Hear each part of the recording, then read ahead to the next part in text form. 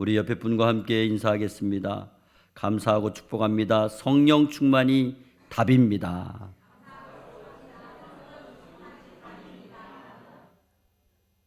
오늘 봉독한 말씀을 가지고 영적인 소통의 기적이라는 제목으로 함께 은혜를 나누려고 합니다. 어느 단체나 어느 조직이나 또 가족의 구성원이나 부부 사이에, 부모와 자식 사이에 갈등이 생기고 세대차가 일어나고 격차가 벌어지면서 갈라지게 되고 깨지게 되고 나누어지는 문제가 발생하는 원인이 어디에 있다고 생각을 하십니까? 그것은 바로 소통이 되지 않았기 때문에, 소통이 잘못되었기 때문에 나타나는 현상입니다.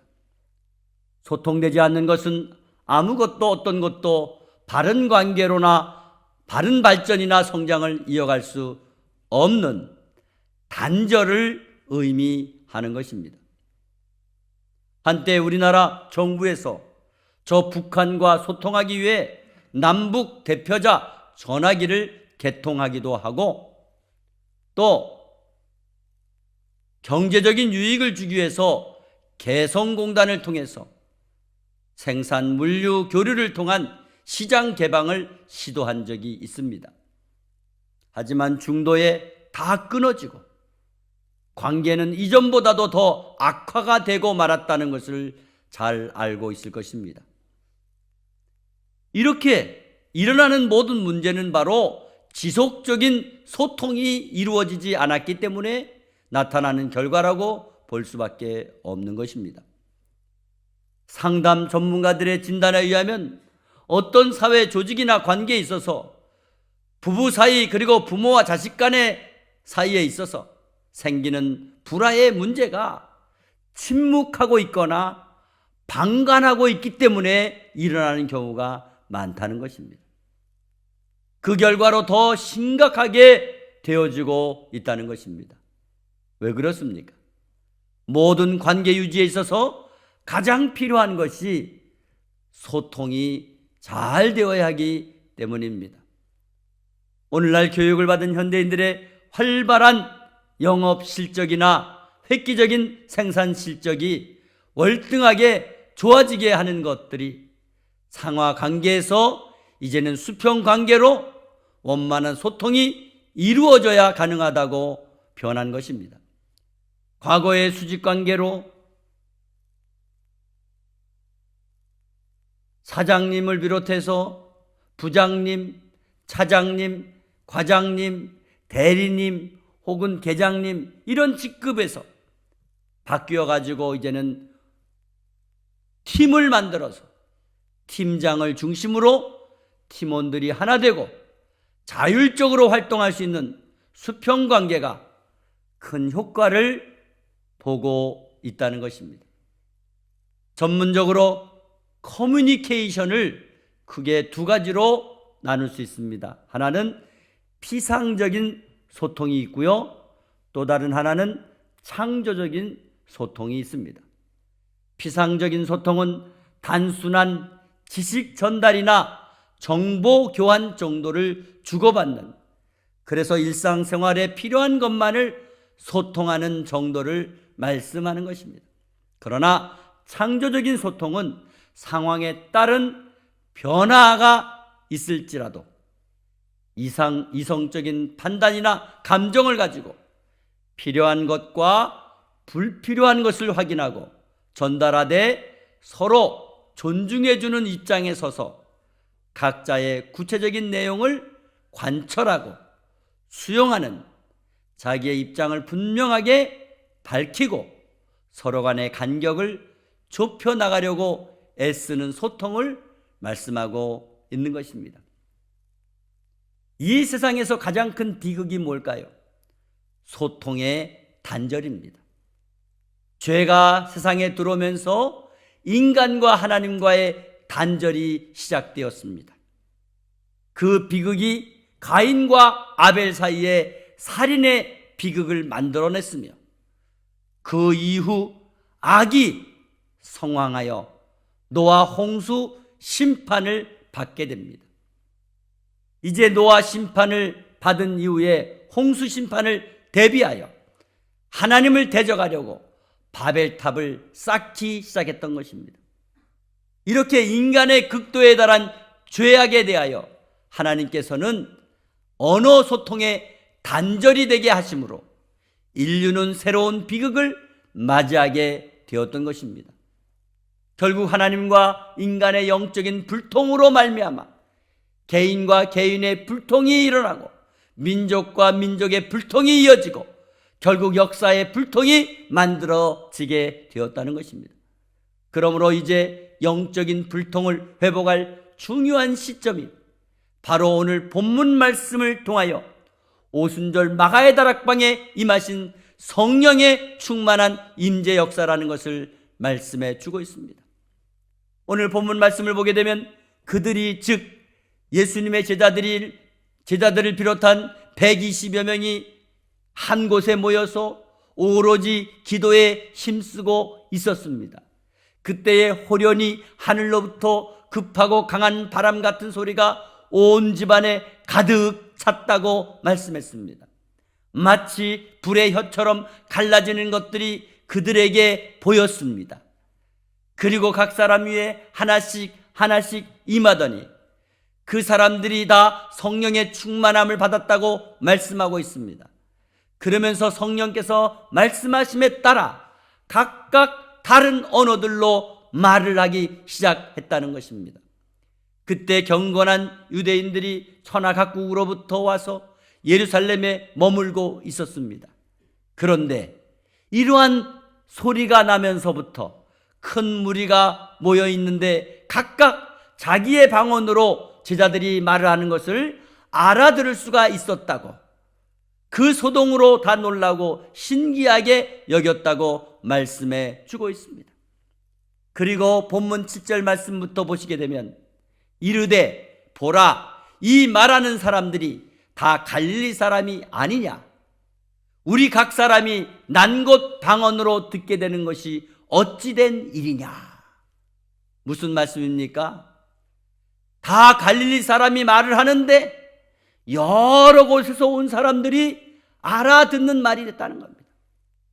그러면서 말하기를 우리는 바데인과 메데인과 엘람인과 또 메소포타미아, 유대와 갑바도키아, 본도와 아시아 부르기아와 밤빌리아, 애굽과 및 구레네에 가까운 리비아 여러 지방에 사는 사람들과 로마로부터 온 나그네 곧 유대인과 유대교에 들어온 사람들과 그레데인과 아라비아인들이라 우리가 다 우리의 각 언어로 하나님의 큰 일을 말함을 듣는도다 그랬어요.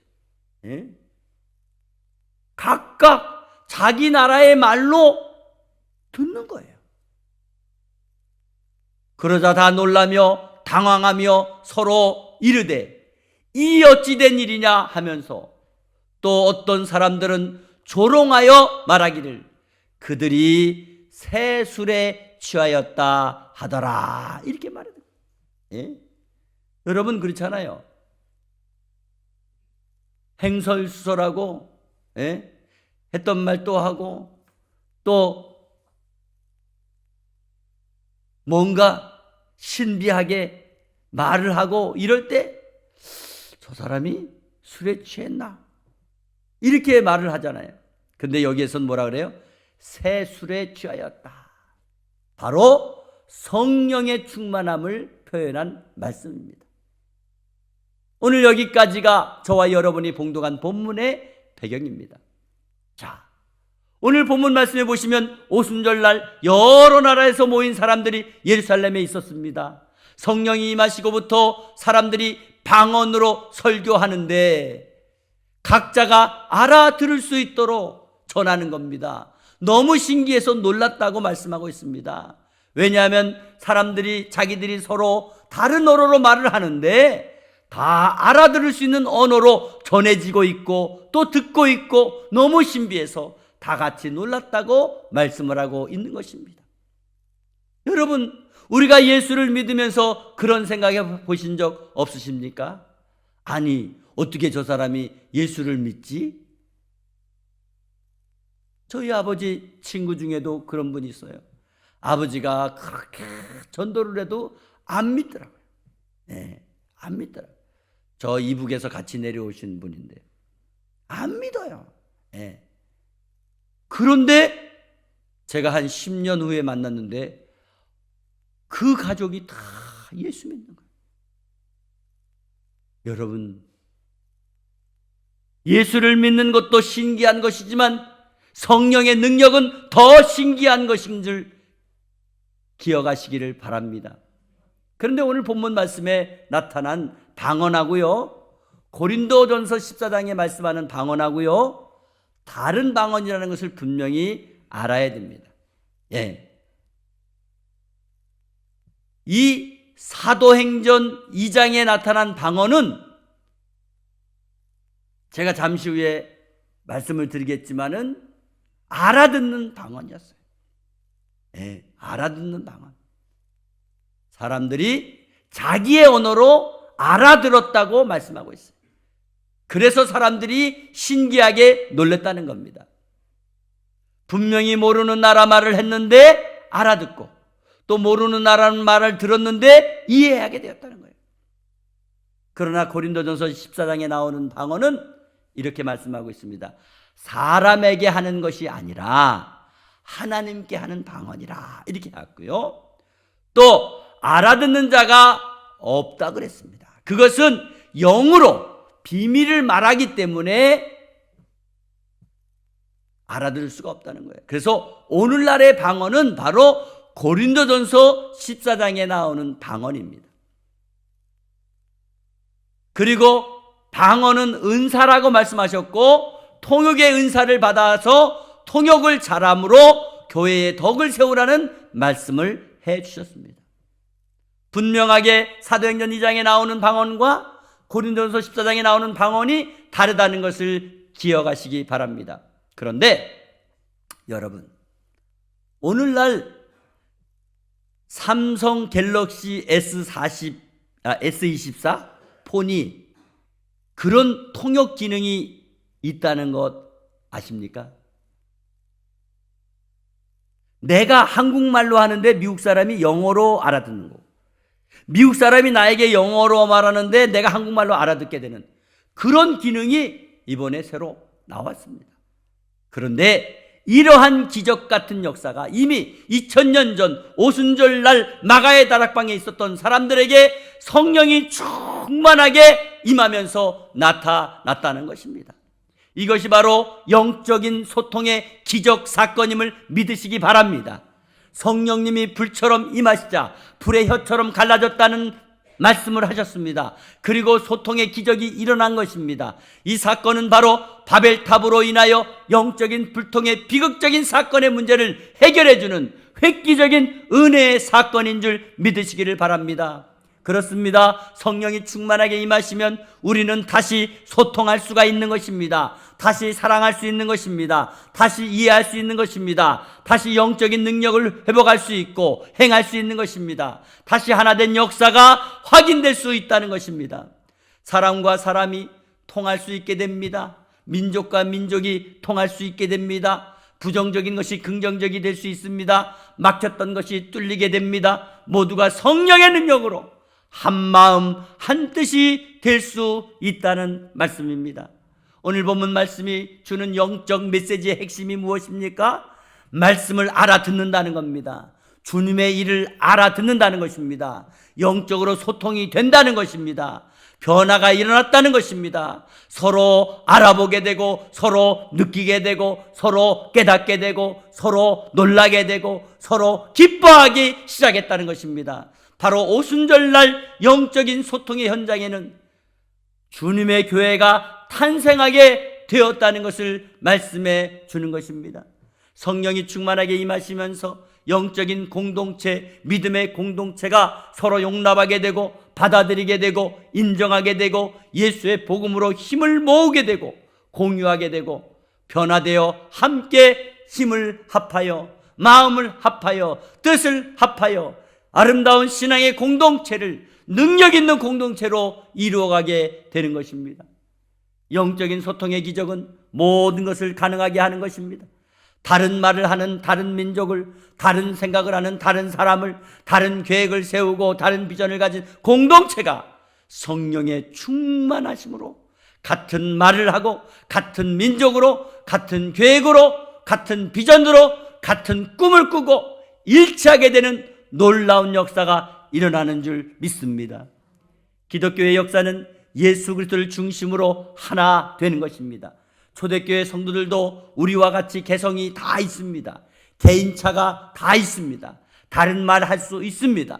다른 생각이 있을 수 있습니다. 그러나 다 함께하고 온전히 하나가 되었다는 것을 볼 수가 있습니다. 성령의 충만함을 받았기에 가능할 수 있는 줄 믿으시기 바랍니다. 성령의 충만하게 임하시면서 그들은 다 사로잡히게 된 것입니다. 성령이 충만하게 임하시면서 그들은 공동의 꿈을 갖기 시작한 것입니다. 성령이 충만히 임하시면서 그들의 개인차가 무너지게 된 것입니다. 성령이 충만하게 임하시면서 공동체의 꿈이 생긴 것입니다. 성령이 충만하게 임하시면서 그들은 거룩한 꿈을 꾸기 시작한 것입니다. 사도행전 1장 8절 말씀에 오직 성령이 너희에게 임하시면 너희가 권능을 받고 예루살렘과 온 유대와 사마리아 땅까지로 내 증인이 되라고 했습니다. 오순절날 예루살렘에 모였던 사람들이 영적으로 하나가 되고 영적으로 소통이 될 수 있었던 그 근거가 바로 성령이 임하시면 너희가 권능을 받고 내 증인이 되리라 말씀하신 것입니다. 성령이 충만할 때 그들은 모든 것을 다 초월하고 하나가 되었습니다. 소통하는 일에 집중할 수가 있었던 것입니다. 심지어 하나님 나라의 꿈을 꾸고 그 꿈을 위해 자기의 생명까지도 포기할 준비가 다 되어 있었던 것입니다. 성령이 충만하다는 것은 성령에 의해서 성령의 주도되는 대로 살아가는 것을 말씀하는 것입니다. 말을 하는 것도 성령께서 주도하시고 말을 알아듣는 것도 성령께서 주도하시고 남을 섬기는 것도 성령께서 주도하시고 희생하고 헌신하는 것도 성령께서 주도하시고 성령의 능력으로 하나님 나라의 거룩한 도구가 되게 하시는 것입니다. 오직 성령으로 모든 것이 다 가능할 수 있다는 것, 그것이 바로 오늘 저와 여러분이 보신 본문 말씀에 나오는 오순절 성령의 충만함의 역사이며 바로 오순절의 가장 중요한 핵심 메시지가 되는 줄 믿습니다. 사실 예수님의 제자들은요 각각 다 달랐습니다. 그들은 개인적으로 야망이 있었습니다. 시기심도 있고요 질투심이 있었습니다. 오죽하면요 예수님 십자가에 달려 돌아가시자마자 다 흩어졌습니다. 다 자기 갈 길로 갔어요. 또 예수님이 높은 자리에 오르게 되면 한 사람은 우편에 한 사람은 좌편에 앉아달라고 앉게 해달라고 그랬어요. 예? 또 예수님이 그들의 발을 씻겨주기까지 했어요. 그런데 오순절 마가의 다락방에 성령이 충만하게 임하시고 그들의 사심은 다 사라지고 만 것입니다. 그들은 서로 소통했습니다. 그들은 서로 위로했습니다. 그들은 서로 존중했습니다. 그들은 서로 동역자가 된 것입니다. 그들은 영적으로 완전한 소통이 된 것입니다. 이러한 기적을, 이러한 신비함을, 이러한 비밀을, 이러한 능력을, 이러한 변화를 이렇게 이해 못할 상황이 오순절날 성령의 충만함으로 가능할 수 있었던 사건이 된 것입니다. 한 번은 휴가 중에 있는 세계적인 유명한 목사님과 또 세계적인 신학자 두 분이 우연히 만나게 돼서 같이 차를 마시며 교제를 하게 되었습니다. 여러 대화를 나눴지만 그 중에 가장 중요한 대화를 나누는 시간이 된 것 같습니다. 그 목사님이 그 신학자에게 이런 질문을 던졌습니다. 박사님, 신학에서 가장 강조해야 될 것이 무엇이라고 생각하십니까? 그때 그 신학자는 조금도 망설임이 없이 곧바로 이렇게 대답했습니다. 예, 당연히 성령 충만입니다. 성령 충만입니다. 여러분, 목회자가 왜 이런 질문을 했을까요? 많은 신학자들이 성령 없이 성령에 대해서 부정하고 잘못 가르치고 있기 때문에 이 목회자는 노심초사하여 이 세계적인 신학자에게 물은 것입니다. 신학에서 가장 강조해야 될 것이 무엇입니까? 예, 성령 충만입니다. 신학자의 이런 대답을 들은 목사님은 너무너무 기뻐서 함께 웃으며 동의하며 기뻐했다고 합니다. 바로 이 유명한 신학자는 20세기 신학계를 이끌었던 신학의 거장 칼바르트 목사님이시고, 다른 한 분 목회자는 20세기 복음전도에 가장 영향을 끼친 전도부흥사 빌리 그레엄 목사님이라고 합니다. 신학을 깊이 연구하면 연구할수록, 또 세상 사람들의 복음을 전하고 교회 부흥을 꿈꾸는 목회자들에게도 여전히 중요한 것은 성령 충만인 것을 믿으시기를 바랍니다. 사랑하는 성도 여러분, 오늘날 성령의 충만함이 영적인 소통의 기적을 만들어내는 것입니다. 옛날 예수님을 믿고 전했던 수많은 믿음의 선배들이 성령 충만함을 받았고 영적인 소통을 이루어 기적을 만드는 주인공이 되었던 것입니다. 이처럼 오늘날 시대가 어렵고 전도하기 힘든 시대일수록 저와 여러분은 더욱더 살아계신 하나님의 말씀에 의지하시고 모이기를 힘쓰고 오로지 기도에 힘을 다하여 집중하시기 바랍니다. 기도에 힘쓸 때 2024년도에 성령이 충만한 성도들이 되어서 평강의 교회가 사도행전 교회로 기적을 만들어내고 성도들의 가정과 직장과 사업과 자녀들이 성령이 충만함으로 영적인 소통의 역사가 삶의 곳곳에서 일어남으로 말미암아 2024년도 하나님의 나라가 왕성하게 되는 역사가 있기를 주 예수 그리스도의 이름으로 축원드립니다. 축원드립니다. 살아계신 하나님 아버지, 감사합니다. 오순절날 마가의 다락방에 임했던 성령이 오늘날 한국에까지 복음을 전할 수 있는 원동력이 됐다는 것을 말씀을 통하여 깨닫습니다. 하나님 아버지, 바벨탑의 사건으로 언어가 혼잡하게 되었으나 이제 성령의 능력으로 언어가 소통하게 되었습니다. 주여 도와주시고 함께 하셔서 아버지, 평강의 교회에, 우리 성도들의 가정에, 일터의 사업의 자녀들에게 성령이 오셔서 성령이 충만하여 모든 것이 소통하게 도와주시고 주의 능력으로 하나 되게 도와주시고 주의 권세로 아버지 하나 되게 하여 주시옵소서. 아버지, 그리하여 가정이 통하고 자녀들이 통하고 아버지 나라가 통하고 민족이 통하는 놀라운 역사가 새롭게 일어나도록 성령님 오시옵소서. 오 주여, 함께 하실 줄 믿습니다. 2024년도에 성령이 임하심으로 교회가, 가정이, 일터와 사업이, 모든 것이 새롭게 일어나게 도와주시고 능력을 선포하게 하옵소서. 거룩하신 예수 그리스도의 이름으로 기도하옵나이다. 아멘.